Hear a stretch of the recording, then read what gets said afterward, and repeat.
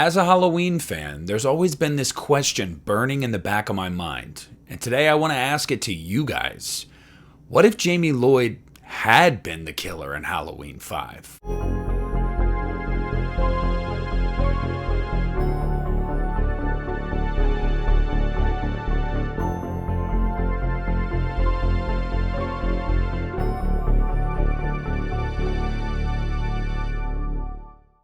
Hey, what's up everybody? Nick here, and today I want to talk to you guys about the ending of Halloween 4 and where the story could have gone if Jamie Lloyd had picked up the mantle from Michael Myers. Now, I think it's really important for me to mention from the top, I'm a huge fan of Halloween 5. I love that movie. I know there's a lot of people that don't like it, and they think it dumps all over the end of Halloween 4.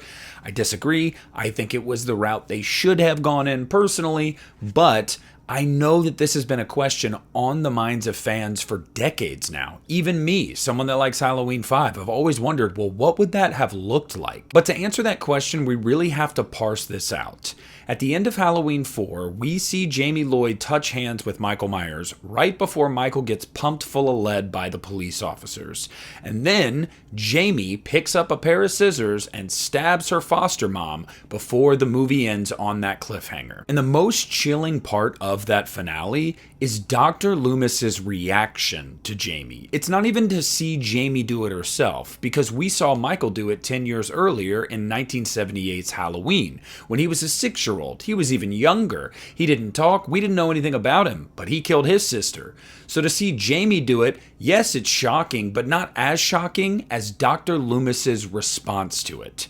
The look, the performance that Donald gives in that moment is very clearly not again. Not again, it's not over. It's almost like Loomis believes that Michael's evil is like transmissible. It can infect those around it. It can infect those that it comes into contact with. And sadly, Jamie, in Loomis's eyes, is probably already predisposed to it because she is a blood relative of Michael.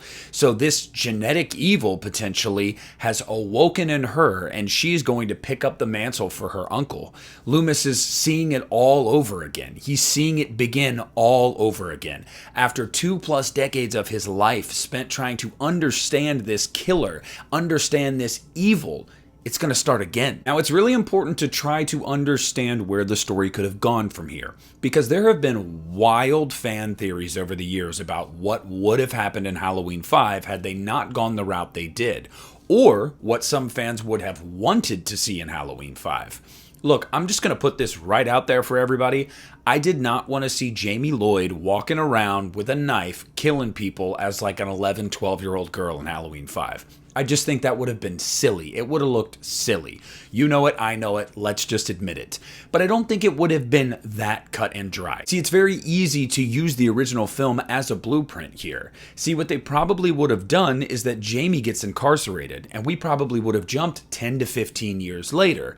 But then you can't bring Danielle Harris back. So as much as Danielle was game for the idea, it wouldn't have happened, especially if you were going to rush the sequel out. And there's no way to really explain that Jamie got away, you know what I mean? Like, oh, she stabbed her foster mother, and we saw her at the top of the steps, a police officer and a psychiatrist, and a full-grown man, and we were just like, oh, hey, whatever, bye. No, she would have been captured. She would have been incarcerated. And I think that's the only route they could have gone that would have been believable here. A time jump, where Jamie is now an adult, and maybe she breaks out of a sanitarium, and maybe she wears the mask, and maybe she starts the killing again. Now, do I like that idea? Absolutely not. No, not at all. But I think it's the only route that would have made sense. I mean, honestly, try to picture this for a second.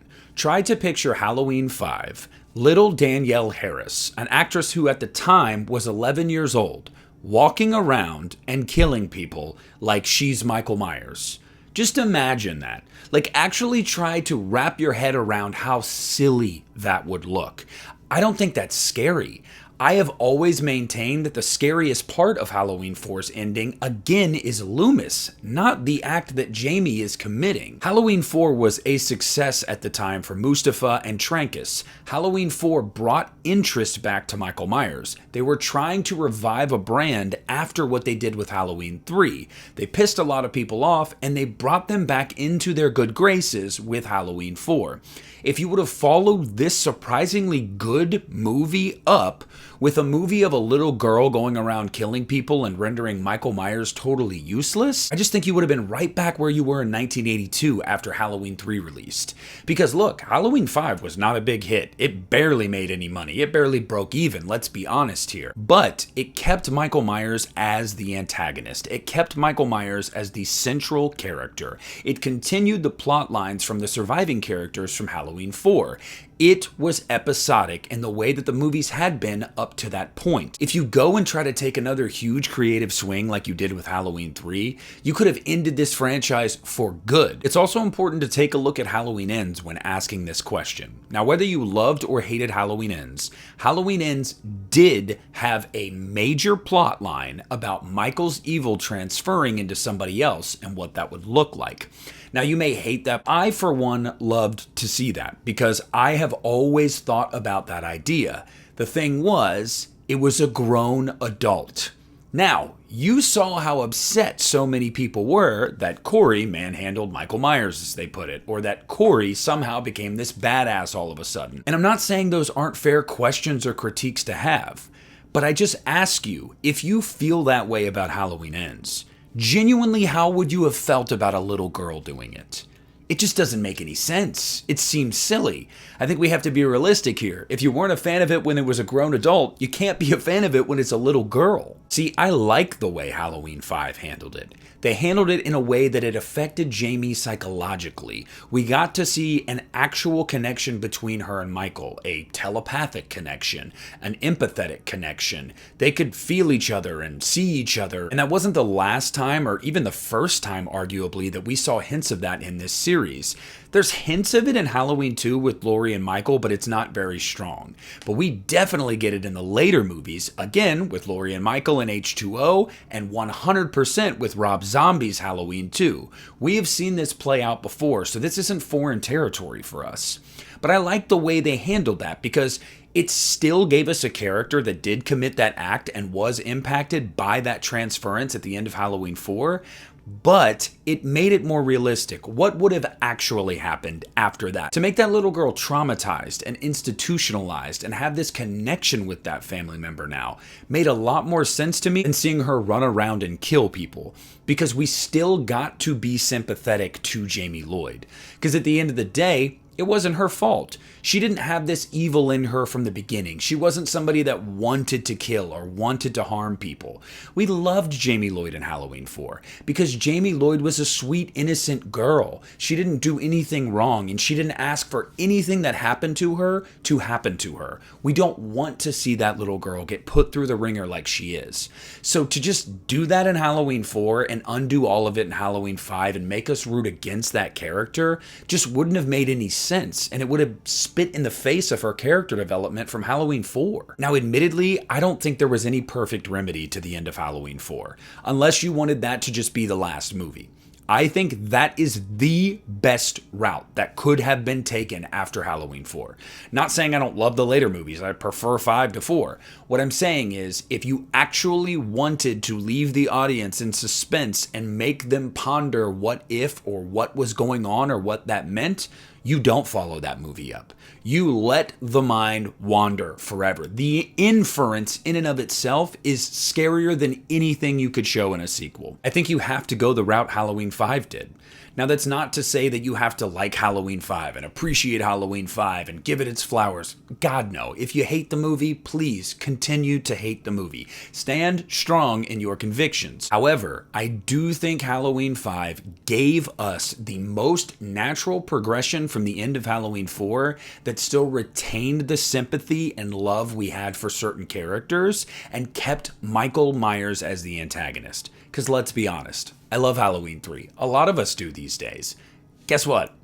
Most people didn't. Michael Myers is the draw here. Michael Myers is the character people want to see. They love that mask. They love his stalking. They love that music. They love the way he kills people. They love his childlike nature. You bring that character back always. And you always have a strong protagonist that you can get behind, that you feel for, and that you want to see succeed. And if anything, I think it makes Halloween 4's ending all that more tragic because this character is redeemed. Jamie is redeemed in Halloween 5. And it makes you just feel so bad for that little girl because, again, it wasn't her choice. But I don't know. I mean, I've never asked you guys that question. We've never had this conversation on my channel about what this would have looked like and if Halloween 5 was the best route to go with, or if they should have just followed to the end of 4 and made Jamie the killer. I again think that's silly, and I'm glad they went the way they did. But I want to hear down below in the comment section what you guys think.